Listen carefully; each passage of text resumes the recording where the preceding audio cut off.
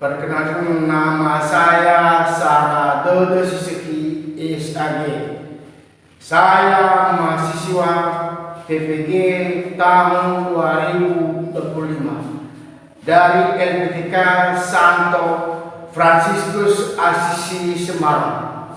Jadi, saya mengajar guru agama Katolik dan budi pekerti di PT SMP Negeri 1 Silombu, Kabupaten Nias Barat, Sumatera Utara. Jadi, saya akan mempraktekkan pada hari ini judulnya Sakramen Ekaristi. Subtemanya arti, makna, dan susunan perayaan Ekaristi. Maka dari itu, semoga siswa kami dapat mengerti arti, makna, dan susunan tata cara perayaan Ekaristi. Maka saya meminta kepada Bapak dosen dan Ibu untuk mengkritik dan saran dan solusi, semoga nantinya bisa lebih mantap ke depan. Sekian dan terima kasih. Yahoo. Selamat siang rekan semuanya. Selamat siang, Pak. Bagaimana keadaannya? Sehat, Pak. Apakah kamu bisa aman di sini belajar? Nyaman, Pak. Ada gangguan? Tidak, Pak. Nanti hanya saja yang punya handphone disimpan.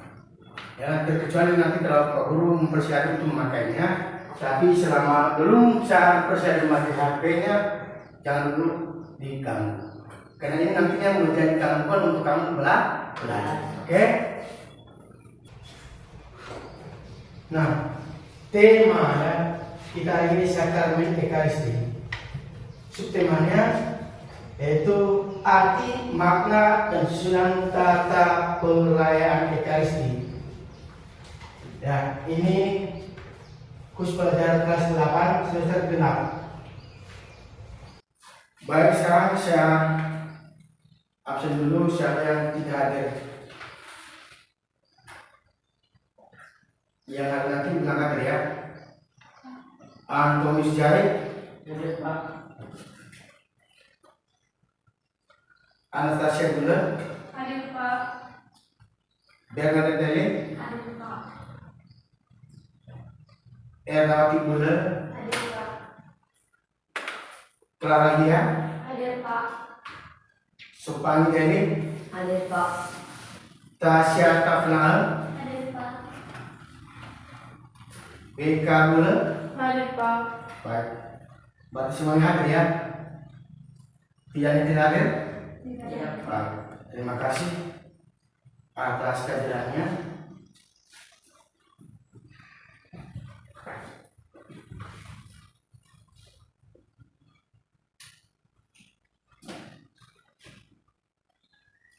Nah, sebelum kita berdoa, kita terdahulu berdoa.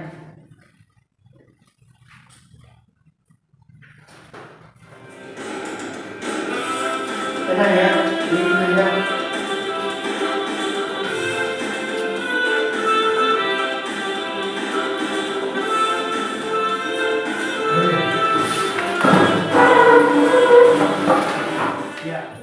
Baik teman-teman, mari kita bersatu di dalam doa. Dalam nama Bapa, Putra, dan Roh Kudus. Amin.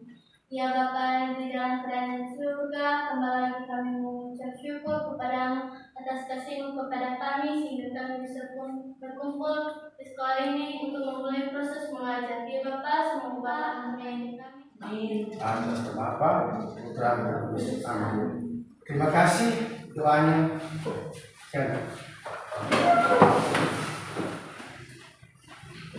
Nah, ini kami perlu ada kesempatan kita di kelas ini, terutama fokus ya dalam belajar, harus pikirkan fokus, jangan pikirkan terbalik-balik, sehingga apa nanti yang Pak sampaikan benar-benar kamu bisa memahaminya. Itu yang saya kepada kamu. Lalu aktif ya, aktif, jangan pasif, harus semangat. Bila ada keluhan perlu anak-anak kami tanya sama guru. Ya, jangan ada beban lalu kamu diam saja. Harus kita aktif dalam menerima pelajaran ini. Lalu mandiri ini bertanggung jawab. Artinya nanti ada soal-soal atau ada kerja kelompok kita harus bertanggung jawab. Maksudnya bertanggung di sini kita harus memberikan saran, ya, jawaban yang baik. Lalu kerjasama, ya, dalam kelompok nanti harus ada namanya kerjasama. Dan sedang anggotanya temannya pasif, maka tersedia harus aktif dan sekaligus bertanggung jawab. Sehingga hasil nanti ada memuaskan. Oke? Baik, lanjut. Ya, pembelajaran kira-kira apa pelajaran kita yang lewat? Masih ingat? Masih. Siapa yang bisa? Siapa? Pembelajaran sebelumnya itu sakramen baptis. Sakramen baptis. Bagus dulu. Pembelajaran kita kemarin sebelumnya adalah judulnya sakramen baptis. Bagus, tapi kamu masih belum lupa ya. Nah ini, saya akan kepada kamu. Apa yang dimaksud dengan sakramen baptis? Saya bisa? Apa yang dimaksud dengan sakramen baptis? Judulnya tadi sakramen baptis. Lalu apa maksudnya sakramen baptis? Sudah mulai baptisan? Sudah baptisan? Jadi harus kamu tahu apa itu yang dimaksud dengan sakramen baptis. Coba. Saya, hadir. Sakramen baptis adalah sakramen yang pertama dan yang paling penting dalam gereja Katolik. Ia menandai seseorang sebagai anggota gereja serta menjadi pintu masuk ke dalam kehidupan iman dan persekutuan dengan Allah. Melalui sakramen baptis, dosa seseorang akan dihapuskan dan dia akan dilahirkan kembali menjadi anak Allah. Ya, itu dia. Mantap. Wah, ini pelajaran kemarin belum lupa ya.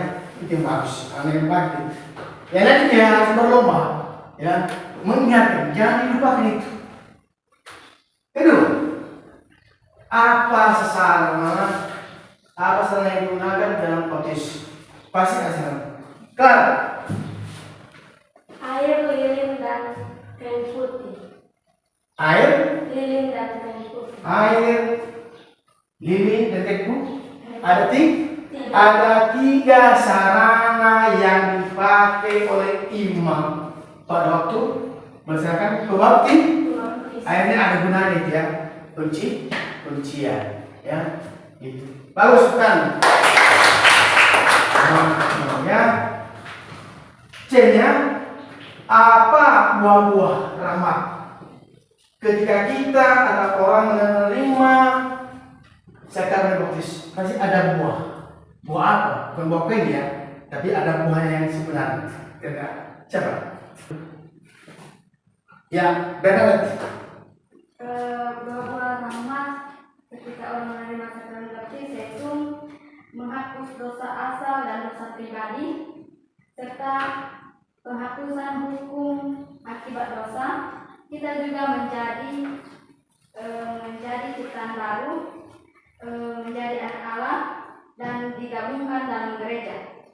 Selain itu kita menerima rahmat pengudusan, kebajikan teologis, iman pengharapan, kasih, dan anugerah Roh Kudus. Ya, bagus. Itulah salah satu buah rahmatnya, penghapusan dosa. Ya, kita terhapuskan dari segala dosa. Apalagi ada namanya dosa asal. Ya, dosa asal ini dosa waktu kita ada dalam rahim ibu kita. Pasti ibu itu ada kelemahannya tadi waktu kita dikandung. Nah, melalui pembaptisan ini kita terhapus dan kita mendapat pengampunan dosa. Itu namanya buah rahmat dari pembaptisan. Jangan lupa ya. Ya, jangan lupa ya. Yang lain sudah bagus lah. Penilaiannya harus ingat ini. Ya. Oke. Baik, kita lanjutkan. Nah, ini tematik. Apa saja sakramen dalam gereja Katolik bisa? BK. Salah satu apa? Sakramen baptis, sakramen ekaristi, sakramen krismas, sakramen tobat, sakramen pengurapan orang sakit, sakramen perkawinan, sakramen Terus? imamat. Ya. Berapa sakramen gereja Katolik? 7. Berapa? 7. Pertanyaan. Jadi 7. Sakramen baptis, ya kan? Sakramen ekaristi, sakramen krisma. Sudah itu sakramen tobat. Sudah itu sakramen satu lagi perkawinan. Imamat dan terakhir sakramen pengurapan orang sakit. Kolpa. Oke. Ya, itu. Dia jangan lupa. Dan sebagai seorang Katolik yang banyak menatap sekarang ini, bohong, ya, gitu ya. Oke.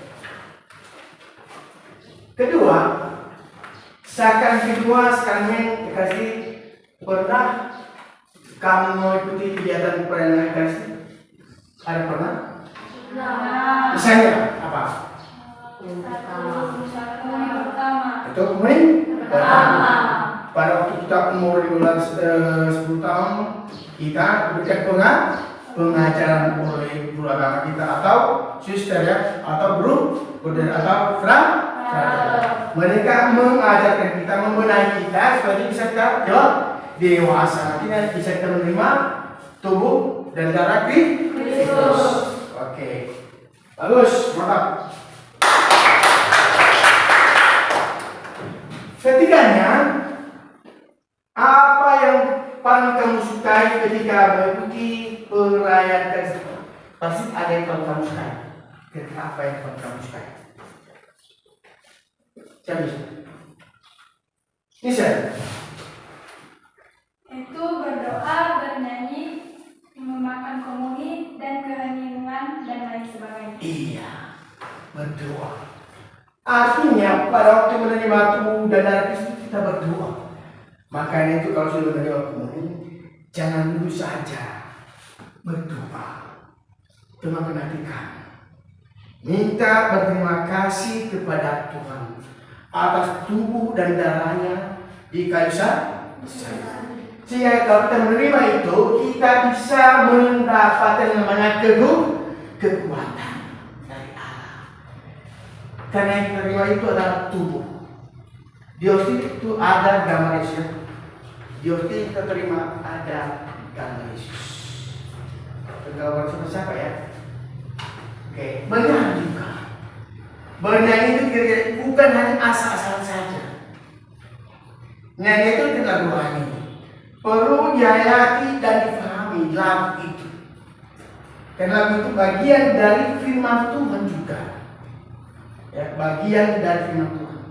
Makanya kalau nyanyi itu harus benar-benar Anda itu menghayatinya dengan baik, menjiwainya. Sehingga Anda itu terbentuk menjadi orang beriman. Oke. Baik.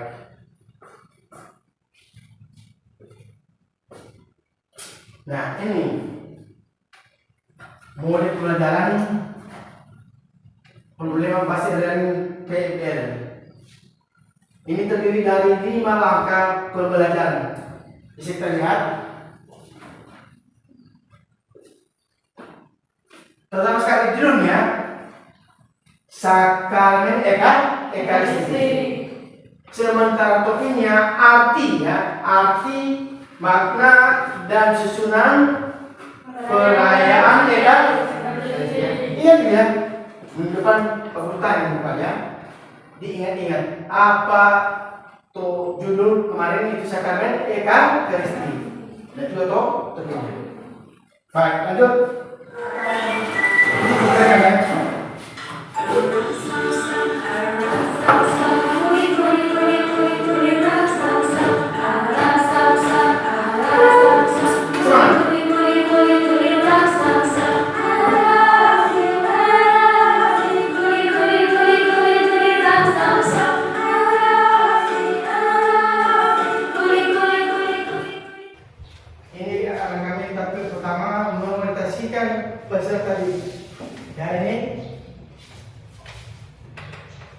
Ekaristi berasal dari bahasa Yunani Eucharistien, yang berarti puji syukur. Ya, ingat ya. Ekaristi berasal dari bahasa Yunani Eucharistien yang berarti puji syukur. Ekaristi adalah sumber dan puncak seluruh hidup Kristiani, yang berarti bahwa dalam seluruh perayaan gereja dirayakan dengan sakramen Ekaristi. Nah, perayaan Ekaristi ini merupakan tindakan Kristus sendiri, di mana pada waktu perjamuan malam terakhir Kristus telah mempersembahkan dirinya kepada Bapa untuk kita. Dia telah memberikan dirinya bagi kita sebagai roti hidup sepanjang jalan kita dunia ini menuju kepada Bapa. Ya, itu beberapa pengertian dari Ekaristi.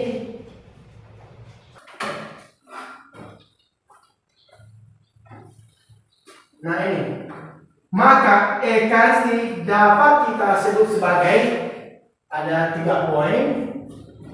Yang pertama, ucapan syukur dan pujian kepada Bapa. Keduanya, kenangan akan kurban Kristus dan tubuhnya.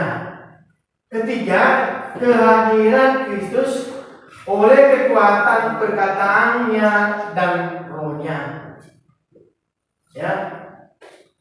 Nah, dasar. Tentunya ada dasar sakramen Ekaristi adalah terutama sekali peristiwa perjamuan malam terakhir. Ya, peristiwa perjamuan malam terakhir di mana Yesus dan murid-muridnya pada malam sebelum ia ditangkap dan disalibkan di atas kayu salib. Ini boleh kita buka Markus 14 ayat 11 sampai 21. Saya bisa baca. Buka. Pada hari pertama dan hari raya roti tidak beragi. Pada waktu orang menyembelih domba Paskah, murid-murid Yesus berkata kepada sekitarnya, ia tidak dilahir. Ya, terus. Ya, kamu sudah mendengar ya tadi ya, apa yang disampaikan dari Markus, ya, Injil Markus pasal 14 ayat 11 sampai 21. Dan ini dasarnya tadi, ya, di mana dasarnya peristiwa perjamuan terakhir Yesus dengan bersama muridnya pada malam sebelum ia ditangkap dan disalibkan di atas kayu salib. Nah, sekarang kita akan melihat videonya.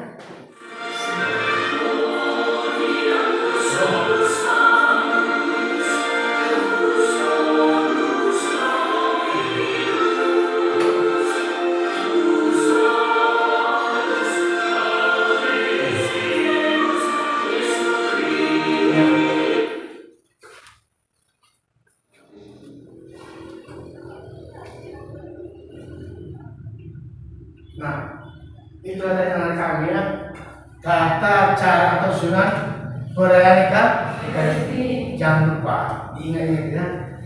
Nah, ini pada tahap kedua ini kita akan membentuk kelompok ya. Boleh? Boleh ya.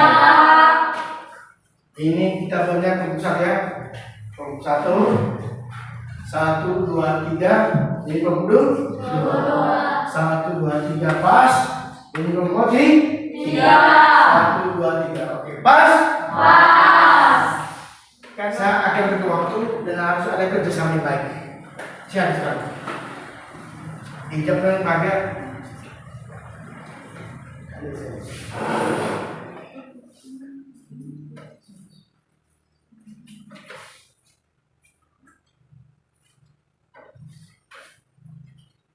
Nanti loh ya, ini kalau sudah selesai nanti saya panggil satu utusan satu orang dari kelompok itu untuk membacakan hasil kerjanya.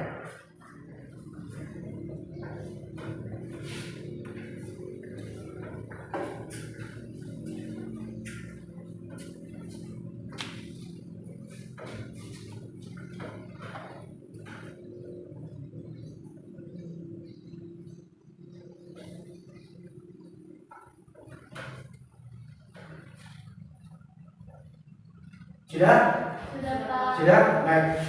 Sekarang kita akan melihat hasilnya per kelompok. Biar duduk dulu. Dibetul kembali duduknya. Ya. Siapa dulu bicaranya? Nah, kelompok 2, 3, mari kita menyaksikan hasil kerjanya. Benarkah atau tidak? Dan nanti boleh buat komentar. Seandainya ada yang komentar. Tapi sebelumnya dulu kita berikan waktu kepada mereka membacakan hasil kerjanya. Seperti apa? Kan persilakan. Pada pertama. Baik, terima kasih kesempatan yang telah diberikan kepada kami kelompok 1 untuk memaparkan hasil diskusi kami. Jadi, kami akan menjawab pertanyaan bagian 1. Apa garis besar susunan perayaan Ekaristi? Yaitu 1. Ritus pembuka, 2. Liturgi sabda, 3. Liturgi Ekaristi, 4. Ritus penutup. Terus soal nomor 2, apa saja posisi atau sikap yang dilakukan dalam liturgi? Yaitu berdiri, berlutut, memberi hormat, duduk, tanda salib. Ya, benar.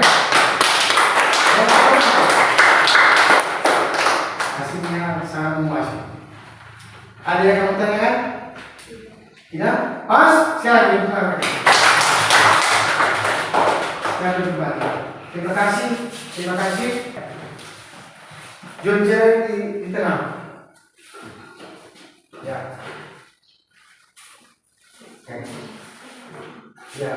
1 sampai 4. Baik, terima kasih kesempatan yang telah diberikan kepada kelompok kami untuk memaparkan hasil diskusi kami. Sebelumnya, terimalah salam saya dalam bahasa daerahnya sekitar, ya ahobu. Baik, langsung saja. Soalnya 1.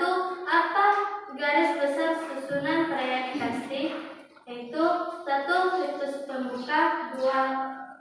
Liturgi sabda, 3. Liturgi Ekaristi, dan 4. Ritus penutup. Ya, oke, Mas. Silakan dibuka. Terima kasih, saya dulu. Ya, oke. Selanjutnya kita beri waktu kepada kelompok 3. Baik, terima kasih kesempatan untuk kelompok kami yang akan memaparkan hasil diskusi kelompok kami. Baik, langsung saja. Pertanyaan pertama, apa garis besar susunan perayaan Ekaristi? Yaitu ritus pembuka, liturgi sabda, liturgi Ekaristi, dan terakhir ritus penutup. Pertanyaan kedua, apa saja posisi atau sikap yang dilakukan dalam liturgi? Yaitu duduk, berdiri, berlutut, memberi hormat, tanda salib, dan lain sebagainya. Baik, terima kasih. Nah, itulah tadi hasil kerja kamu ya. Ya, dan nomor 1, 2, dan 3, 4. Kita ambil kesimpulan bersama-sama. Ya, kita simpulkan bersama-sama dan kita baca bersama-sama. Sebentar ya. 1 ya. Ekaristi adalah puncak seluruh hidup Kristiani yang berarti bahwa dalam seluruh pelayanan gereja dirayakan dengan sakramen Ekaristi. 2. Perayaan Ekaristi merupakan tindakan Kristus sendiri di mana pada waktu perjamuan malam terakhir Kristus telah mempersembahkan dirinya kepada Bapa untuk kita. Dia telah memberikan dirinya bagi kita sebagai roti hidup sepanjang perjalanan kita di dunia ini menuju kepada Bapa. 3. Perayaan Ekaristi merupakan tindakan Kristus sendiri di mana pada waktu perjamuan malam terakhir Kristus telah mempersembahkan dirinya kepada Bapa untuk kita. Dia telah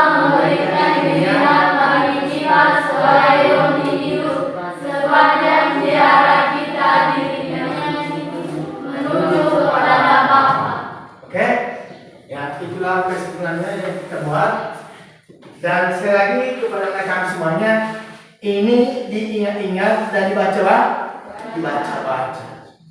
Jangan hanya hari ini dilihat, ya, tapi selama ini harus dimiliki pengertian Ekaristinya ini. Karena masih banyak saudara-saudara kita, teman-teman kita di sekolah ini yang orang Katolik belum tahu arti apanya ini dan tidak siapa dan apa maknanya. Dan saya percaya bahwa anak kami kalau sudah mempelajarinya ini, Anda tidak lagi melupakannya. Siapa tadi saya bilang, mungkin saja di depan akan saya tanya kembali, ya. Dan ingat juga untuk kamu seumur hidupnya. Siapa tahu nanti kamu menjadi imam atau menjadi suster atau menjadi guru. Ya ini pegang kita sebagai umat Katolik. Jangan hanya namanya saja, harus memiliki arti dari sini. Kita miliki itu yang sebaiknya. Makanya Pak Guru sengaja saya kasih ini bahan ini, materi ini supaya kamu bisa memilikinya. Jangan menjadi orang Katolik saja KTP, tapi harus menjadi orang Katolik yang benar-benar. Sebelum kita tutup, mari kita dulu berdoa dan sebelumnya kita berdoa. Sekarang ya.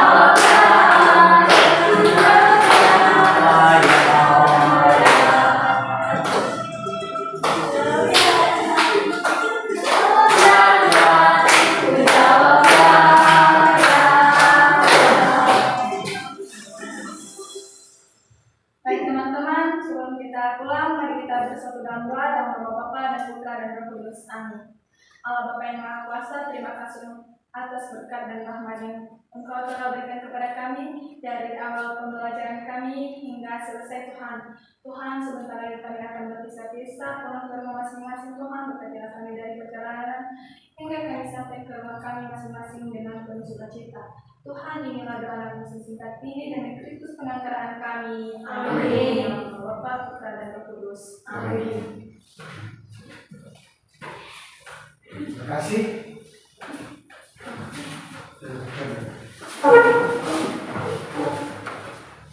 Sampai di sini yang kita sampaikan dan semoga apa yang Pak Putri sampaikan Anda bisa mengingat di rumah ya, belajar berbagi. Oke?